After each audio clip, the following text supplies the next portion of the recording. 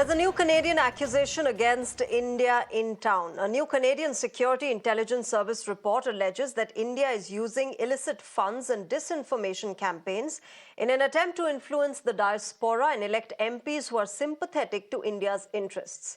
This is a report tabled at the public inquiry into foreign interference. The new CSIS document details the alleged heavy involvement of the Government of India in trying to meddle into Canadian domestic affairs and undermine support for Khalistanis who seek an independent Sikh state of Punjab. It also states, and I quote, Government of India proxy agents may have attempted to interfere in democratic processes, attempting to secure the election of pro-Government of India candidates or gaining influence over candidates who take office, unquote. Now remember, this report comes at a time when Indo-Canadian ties are at their lowest. Justin Trudeau has been ditched and left in the dumps by his own ally, Jagmeet Singh, and amid speculation that Trudeau stands no chance in the 2025 elections in the country. To talk more on this, I'm first joined by Daniel Bordman. He's a Canadian journalist. He's joining us on the broadcast. Daniel, good evening. Welcome to Mirror Now. This is another day, another allegation by Canada, by the Trudeau government, this time accusing India of interfering into the election process and the entire parliamentary process of Canada. Your first reaction on that? Why would the Trudeau government say such a thing without any solid evidence basing on this entire accusation? Well, I mean, you're not the first person to ask this question, and this isn't the first subject in which this question has been asked of Justin Trudeau. So after looking at the report, it's highly spurious. So the two things they highlight to say India is a major concern is the Heart of Signature story, which we've gone over this last year in detail. The more interesting one is actually the second one. They allege that India is taking sides in conservative leadership. And affecting leadership of the country. Now, I remember this because this comes from a story where they're talking about most likely 99% the Patrick Brown story. So to know this, if you looked at the Conservative Party leadership race to start, it was a dead set one and done deal for Pierre Poilievre. China could have interfered, India could have interfered, Pakistan could have interfered, the coalition of Martian super beings could have interfered. Poilievre was winning either way. There was no way to change it. He won on the first vote with over 50%, absolutely blowout runaway win for the Conservative Party. Now, there was a story that Patrick Brown was unfairly kicked out because Patrick Brown was disqualified and that he blamed India. Patrick Brown is a very, very shady character. In Canadian politics, again, this is the Conservative Party. He's probably the most far left person within the Conservative Party you would find. And his primary base is Khalistanis and Islamists. Let's put it out there bluntly. He was kicked out because his campaign was incredibly suspicious. One, it didn't have a lot of support. Two, this is Canada. Fixing elections or anything inside the party, Liberal, NDP, Conservative, leadership race, MP races, none of it's illegal. There should be laws against it, but our internal party elections in Canada are all the Wild West. So there's technically not even laws against cheating in these, which is a problem in itself, but Patrick Brown was disqualified by the Conservatives. But to understand why, there's a maximum donation in Canada you can give to a political party. It's around $1,500. Let's just say $1,500. It's a bit more. The average donation to someone like Poilievre was around $35 to $27, which means lots of independent people are just like, oh, here's $20 for your campaign. The average donation to Patrick Brown was right at the maximum, like just right at the maximum, which means red flags. It means someone was funneling large amounts of money, like $50,000 to $100,000, was dividing it up among people to give the maximum and then funding the campaign. That's what it looks like. So with Patrick Brown's past being shady, his crew being shady, his numbers being shady, and whatever, the Conservative Party disqualified him, said, we don't want this in the race. He then turned around and blamed India because many of the elements in his campaign were deeply anti-India. I mean, he had many hardcore Khalistanis, and he loved going to Gurdwaras with pictures of Tawinder Parmar and all that, and he was supported by that crowd. So he then blamed India. This is then being laundered by CSIS. So this is someone whose only role in the Conservative Party is to undermine the Conservative Party. He has a bit of a bone to pick with the party due to his past, which is another story in itself. So this then got laundered through CSIS as India's interfering in Canadian elections because Patrick Brown was disqualified for very, very, very shady campaign practices. Now, to come back to like why would they be doing Okay. this? Because they're philosophically anti-India, and we've seen the corruption of the Canadian security apparatuses and the media. All of it is connected, is run through the PMO now at some level. The pushing the accusations against India seems to be a way to obfuscate from China. I mean, I'll take the Liberals seriously when they deal with the fact that there's 11 MPs in Canadian Parliament right now that are listed as that are foreign agents potentially, and we won't release the names because Trudeau is protecting them to maintain power this final year of his government, and he doesn't want it to devolve without his 11 foreign agents who are acting as MP.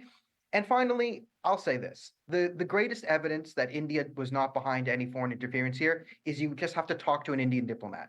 Okay, India doesn't have a foreign diplomacy corps at all. They can't do anything. It's a nation of 101.5 billion people or something. There's 7,000 people in the entire foreign policy corps. If you ever, the only thing they're doing in Canada is just sitting in their office, hoping they don't get killed by a mob of Khalistanis. And then sometimes a businessman has these big cultural awards because someone donated him into a hospital and he shows up at a gala for some free samosas. That's what Indian diplomats do. They don't do anything. If you ever talk to these people, they're not capable of orchestrating Okay. any plot. There's Daniel, no so help me infrastructure understand within the this. Indian community to even corrupt here. Like, what are we talking about here? Who Yeah. are these foreign Yeah. agents? Help What me systems are understand they this, using? Daniel. A lot of the anti-India rhetoric, Daniel, that Justin Trudeau and his government keep harping about has to do with, their ally, their former ally, Jagmeet Singh, and the Khalistani sympathizers that they have around them. Now with Jagmeet Singh gone, how much of that impact, how much of this anti-India rhetoric does this really have on ground, with the average Canadian, with the kind of supporters that Justin Trudeau has? Does it resonate at all at this point? No. Canadians have it doesn't affect Canadians, but what it does provide is political cover because the Chinese foreign interference is actually the big scandal. So by throwing more mud at it and by shifting focus, and instead of if we look at Chinese foreign influence and their thing, we go, okay, China's working with the ISI and they're in bed with and Putin is here, and then the Iranians, this sort of axis of evil that is coordinated. If we look at that, then we have big problems. And again, we have the 11 MPs who are sitting in Parliament, likely connected to hostile foreign entities. But here you have a non-hostile foreign entity which doesn't have the diplomatic core or resources or even will or skill to fight back, right? I mean, Canada's punching a ghost here. There is, again, the foreign diplomacy corps in India, in Canada, from India. It's a skeleton crew. They don't do anything. They're not even engaged in any level of politics, let alone themselves. I mean, again, they show up sometimes to galas for free samosas.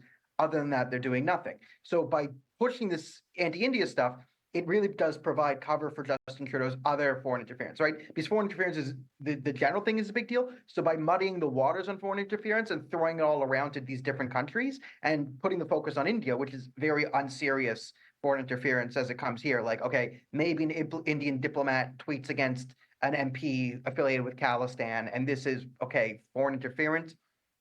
Sure, there's that, but in my view, it's really to distract and undermine from the inquiry that was desperately needed into Chinese foreign interference, which we do have evidence of. And the more you can muddy the waters, I think the Liberals feel like they can get away with it, and the fact that India isn't really active in Canada, you can accuse them of all this stuff, and they don't really have the resources to push back. And there is no Indian or Hindu network really. Like there's Kona, which is started a couple years ago in America, now as a Canadian branch. It's still tiny.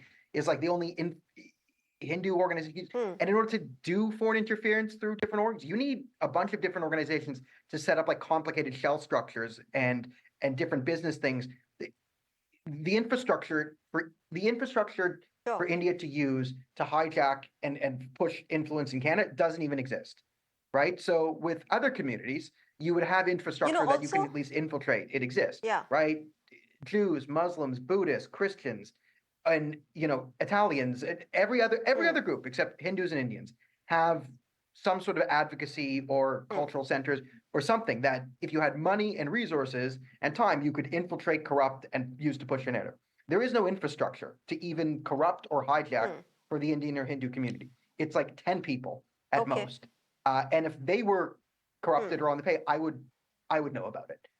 So for me, like the best defense of India is you just look at their capabilities as foreign policy. Look at what, I mean, just look at it, in Occam's razor. Is India interfering by the sense that Indian politics are tweeting about Canada? Sure, but by that definition, everyone's interfering in everyone else's election because Justin Trudeau's a Twitter account, and he tweeted happy birthday Pakistan, so he's interfering in Pakistan, like, right? So and if you want to call everything foreign interference, then sure, India is part of a foreign interference scheme along with 180 other countries. Daniel, also doesn't this kind of a rhetoric and this kind of repetitive these kind of repetitive accusations against India also are a cover-up for the kind of dismal performance that Justin Trudeau's party has been performing in by-elections. Two strongholds of the Liberal Party, Montreal and Toronto, being lost in the last 3 months. There could be a confidence vote next week. Next year, there are elections. A lot of people say that they want Justin Trudeau to step away from the post. So a lot of that also being covered up and being distracted from these kind of allegations that the Canadian government keeps on making against India. Yeah, Justin Trudeau, you've hit on the nail on the head here. Justin Trudeau is deeply, deeply unpopular. They've lost 2 major strongholds. The Toronto stronghold was mostly due to the Liberals embracing anti-Semitism, and it was a Jewish riding, and the Jewish community organized and flipped fully blue, and took a safe riding. The Montreal riding is much more significant. Downtown Montreal is it's a stronghold. Okay, it's so red. For them to lose that, it's really, really mind-blowing. It should send shockwaves through the Liberal Party. Now, if you want to know, the great irony here is since Jagmeet left the coalition, the NDP left, so the Socialists left, and you kind of identified that they did push a lot of Khalistan stuff.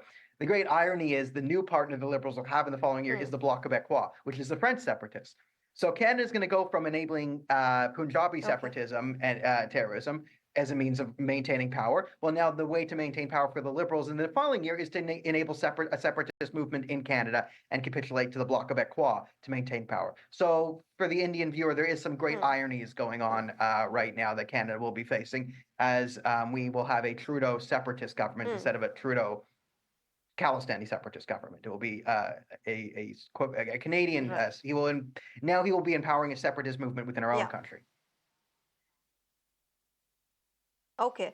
All right. We'll leave it there. Daniel Bordman, thank you very much for joining us on Mirror Now tonight and sharing your perspective and helping us understand this entire situation that now has come up between India and Canada. On the broadcast, I'm also joined by Professor Madhav Nalapat. He's a geopolitical expert. Professor Nalapat, good evening. Namaskar. Thank you very much for joining us on Mirror Now. I want to understand from you, Professor Nalapat, how does this really move between the two countries? Allegation after allegation against India, in all probability to save his own face domestically and the kind of challenges that he faces. But how should India be moving forward with this latest allegation that has come in from the Canadian government? Look, let me tell you very clearly, we are in the age of a new Cold War 2.0.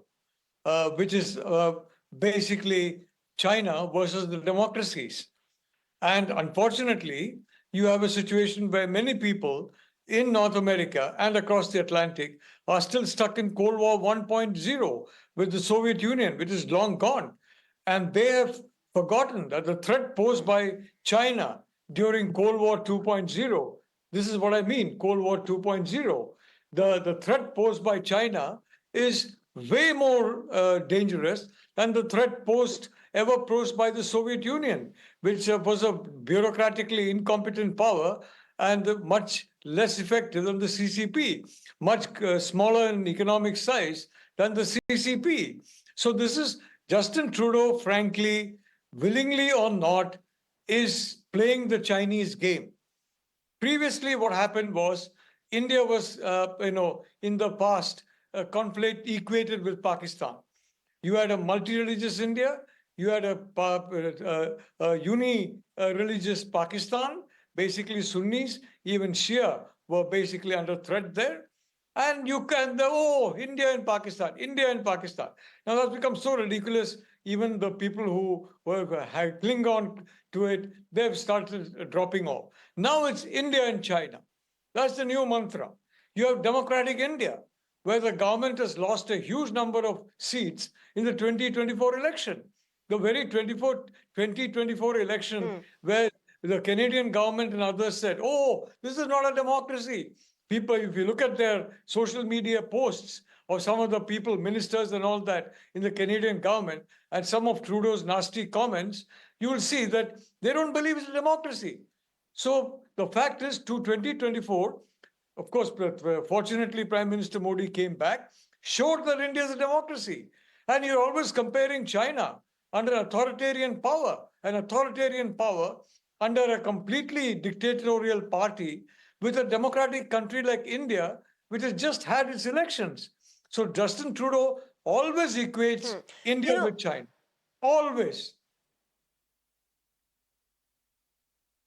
You know, Yeah. also, Professor Nalapat, what's ironic is the fact that Canada keeps accusing India of interfering in its internal affairs and its democratic processes, but on its own soil, it has Khalistani elements, it has Khalistani supporters.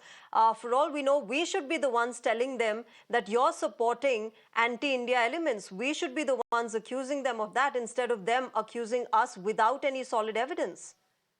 Look, let's not take Justin Trudeau seriously. Frankly, the man acts a bit clownish. And may I point out, it's not only Justin Trudeau, it's big brother to the south, the United States. You have people like Biden and Blinken and others blinking their eyes. I mean, I don't know about Biden, but Blinken certainly, and talking, and basically supporting a known terror facilitator who has collected money and sent it to terror groups. And that money is trackable and traceable, and I'm sure available in US agencies. You're protecting a known terrorist who's responsible for several deaths and killings in India, and you're protecting them. And so Justin Trudeau, the little brother to the north, is basically doing likewise. I'm sorry to say Joe Biden has been a big disappointment to India, but the fact is that this is being realized by voters and most likely Donald Trump, whom, by the way, Prime Minister Modi is going to meet on his visit to the United States in a few days' time, is probably going to be a next president who is much less, if I may say so, influenced by the Sino-Wahhabi lobby.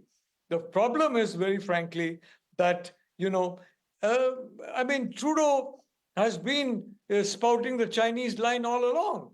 And the Chinese line is, through their proxies. And many of the proxies, nobody knows that they're Chinese. India, China, India, China, India, China. Previously, it was Pakistan, India, Pakistan, India, Pakistan, India. Now it's India, China, India, China, India, China. For God's sake. And therefore, Professor they're a Nalapat, democracy. do you think there can be a headway in the Indo-Canada relationship? It is at its lowest currently as we speak. Do you think any sort of long-term resolution or headway being made in this relationship now? Look, Canada is a wonderful country. I've been there. The people are wonderful. And frankly, I think that as soon as they get rid of Trudeau's government, which, by the way, depended on a known facilitator of terrorism, a minister whose associates funnel money to terror groups directly active in India. And this can be, I'm sure the Canadian Secret Services know that. For some reason, probably connected to very high levels in Canada, they're keeping that information secret and protecting him. But the fact of the matter is that so long as Justin Trudeau is basically acting like a useful idiot for the Chinese Communist Party leadership, namely Xi Jinping, so long as Justin Trudeau is behaving like a useful idiot of the Chinese, the way I can say some American officials in the Biden administration are behaving, I don't see any future for India-Canada relations. I simply hope that the Conservative Party realizes the China threat and understands that we are, as I repeat, in the era of Cold War 2.0, not 1.0 with Russia, but 2.0 with China. And the sooner that the Western people realize that, the sooner they understand that India and the United States have to come together to ensure that there's a free and open Indo-Pacific. I'm happy to say that's happening. Youth Abhyas has taken place as we speak. Next month is the Malabar exercises of the Quad. So we are gearing up. The Defense Department of the United States is not the State Department, thank God. They're realistic. They understand why India is important for the security of the Indo-Pacific and why, the India and the United States, Australia and Japan should work together. Justin Trudeau doesn't get it. I mean, I'm not blaming him for being a Chinese agent or taking Okay. money from the Chinese, but the fact is the man is spouting the rubbish that China wants him to spout, but is always throwing mud at India and comparing, I mean, and daring to compare India with China, with Xi Jinping got a third term. How? He ramrodded his way to a third term. Prime Minister Modi Okay. got a third term. He got just 20 seats more than the 220 seats which Rahul Gandhi said is needed to bring down Modi. He got only 240 seats. Why? Because we are a democracy. And you, Yeah, Justin so we Trudeau, will, of course, you have to see, compare the Professor two. Nalapat, how the relationship between India and Canada now moves forward amid these kind of allegations coming to the fore. We'll leave it there, Professor Madhav Nalapat. Thank you very much for joining us on Mirror Now tonight and sharing your perspective on this entire issue. Thank you very much. With that, Dhanyawad. viewers, it's time to wrap this broadcast up. Thank you very much for joining us tonight. Bye-bye. Good night. Up next is my colleague Ritanshu Bhattacharya with Beyond the Headline.